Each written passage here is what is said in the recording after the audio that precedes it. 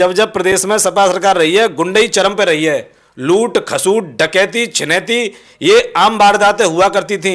ये समाजवादी पार्टी गुंडे हैं, ये रोज कभी संसद भवन घेर रहे हैं, कभी भाजपा कार्यालय घेर रहे हैं, कभी कुछ कर रहे हैं, कभी कुछ कर रहे हैं। तो उनके आवास के बाहर जाके धरना प्रदर्शन नहीं हो सकता क्या?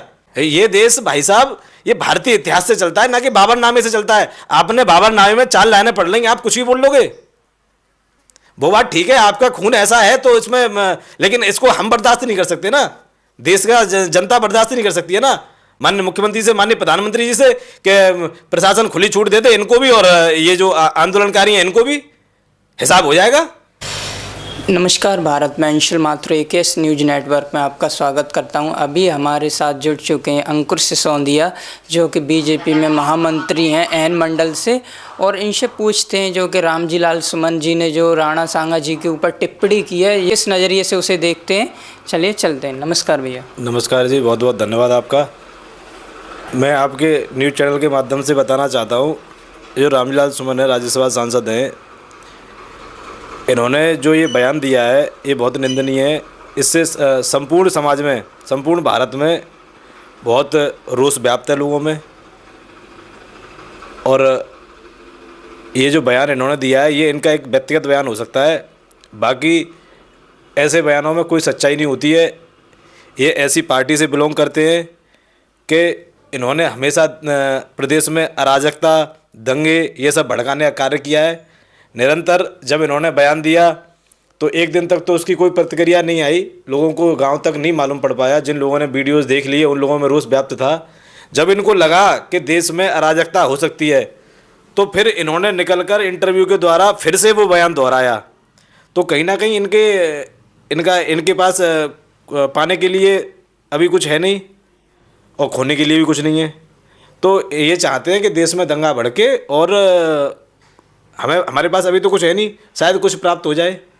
ये कैसे भी करके जो भी अभी पिछले चुनाव में जो प्रकरण चला उसको लेकर इनको 30-35 सीट तुक्के में मिल गई हैं लोकसभा में। हाँ, 24 के चुनाव में लोकसभा में। बाकी अब की बारी 1 सीट के लिए तरस जाएंगे, यहाँ तक कि इनके राष्ट्रीय अध्यक्ष भी संसद भवन में जाने से रह जाएंगे बस।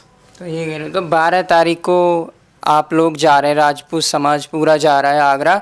वो क्यों जा रहा है, क्या करने जा रहे हैं? राजपूत समाज नहीं, संपूर्ण समाज एकत्रित हो रहा है। वहाँ कई दलित नेता भी होंगे, ऐसा नहीं है, क्योंकि ये एक विशेष समाज के लिए नहीं है ये आंदोलन। ये राणा सांगा जी जो थे वो एक विशेष समाज से नहीं थे। उन्होंने संपूर्ण देश के लिए, संपूर्ण समाज के लिए 200 युद्ध लड़े। आप ये समझिए ना, युद्ध लड़े मतलब कब तक उनको साम्राज्य नहीं मिला, तो वो सारी समाज के लिए लड़े ना। उन्हें ये संकल्प होता था कि हमको संपूर्ण समाज की रक्षा करनी है, चाहे अपने प्राण न्यौछावर क्यों ना हो जाएं। और ऐसा हुआ भी। कई राजे महाराजाओं ने अपना बलिदान दिया, तो उन्होंने सिर्फ अपने लिए नहीं दिया। उनको क्या कमी थी, वो तो ऐसो आराम से रह रहे थे। युद्ध लड़ने का मतलब होता है कि जब उनके राज्य पर आक्रमण हो रहा है तो सारे राज्य की चिंता करना, ना कि सिर्फ अपनी चिंता करना।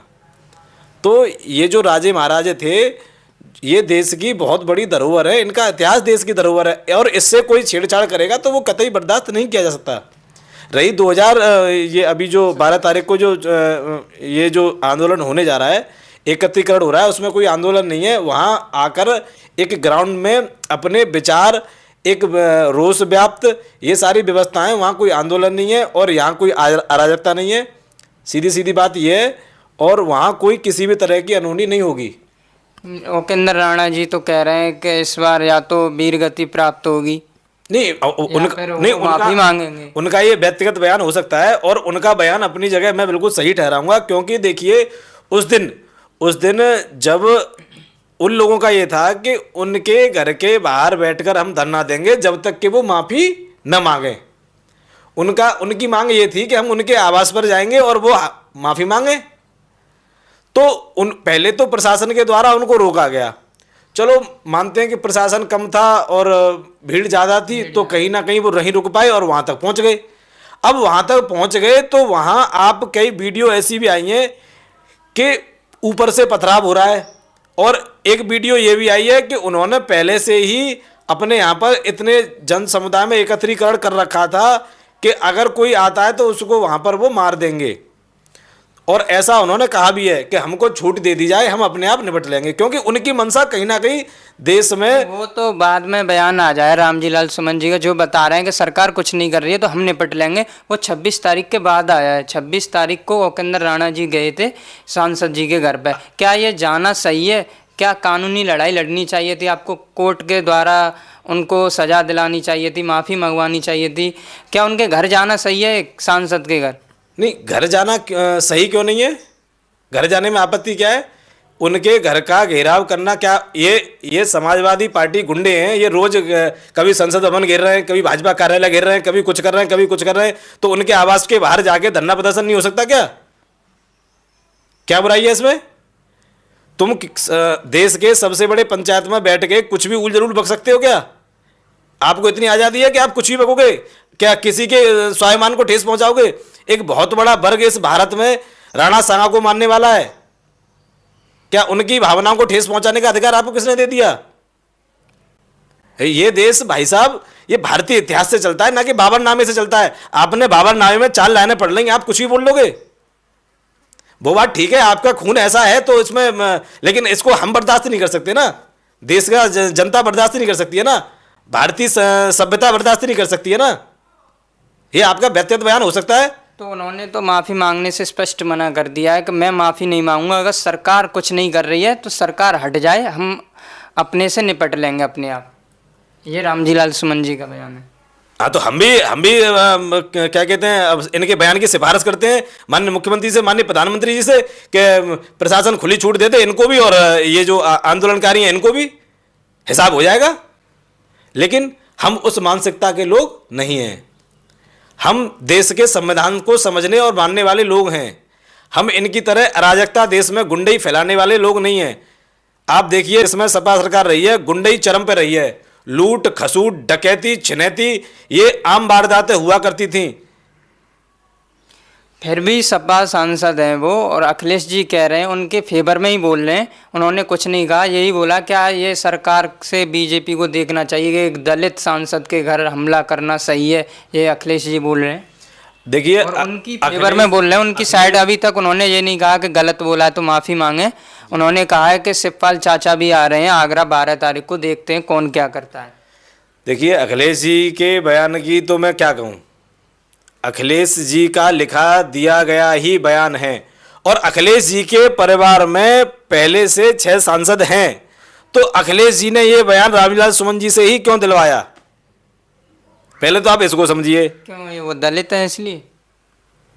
वो पहली बात तो वो कोई दलित नहीं है, और उनके आप इतिहास में जाओगे और उनकी हकीकत जानोगे तो आपका ये न्यूज़ चैनल है, लोकल न्यूज़ चैनल है, और आप भी यहाँ के लोकल हो, आपको पूरा इतिहास पता है कि ये क्या है क्या नहीं है, ठीक है। तो उन चीज़ों पे अभी मैं नहीं जाना चाहूँगा। बाकी मैं एक चीज़ स्पष्ट कह देना चाहता हूँ, जैसे अखिलेश जी हैं, आग में घी डालने का निरंतर काम कर रहे हैं। उनके चाचा जी, उनके ताया जी, जितने भी जो भी पूरा खानदान है, वो अभी इस चीज़ में लगा हुआ है, कैसे भी इस देश में और प्रदेश में दंगे भड़के कैसे, क्योंकि उनके पास खोने के लिए तो कुछ है नहीं, बस वो ये चाहते हैं कि हमें शायद कुछ लाभ हो जाए। वो केवल इस उम्मीद में कि शायद कुछ लाभ हो जाए।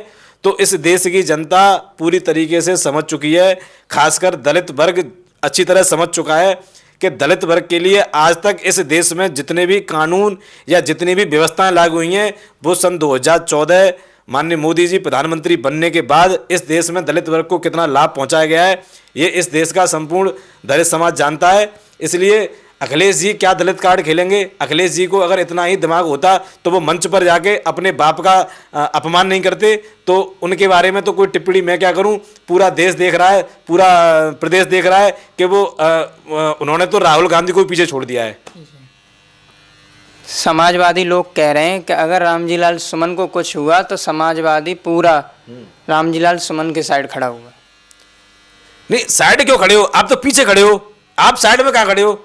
रामजी लाल सुमन के साथ नहीं खड़े ये लोग रामजी लाल सुमन के पीछे खड़े हुए हैं। इन्होंने उनको पता नहीं किस तरीके से बलगलाकर आगे कर दिया है।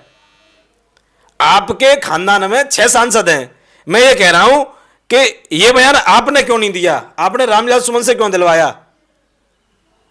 आप इस चीज को समझिए। तो ये लोग उनके साथ नहीं खड़े, ये लोग पीछे खड़े हैं उनके, कि वहां ज्यादा से ज्यादा संख्या में पहुंचे, और मैं भी पहुंचूंगा। नमस्कार भारत। जैसे कि महामंत्री अंकुर सिसोदिया जी ने बताया अपना बयान के 12 तारीख को जा रहे हैं, माफ़ी मंगवा कर ही रहेंगे रामजीलाल सुमन से। और आप किस नज़रिए से देखते हैं कमेंट बॉक्स में ज़रूर बताएं। ठीक है, नमस्कार, मिलते हैं अगली वीडियो में।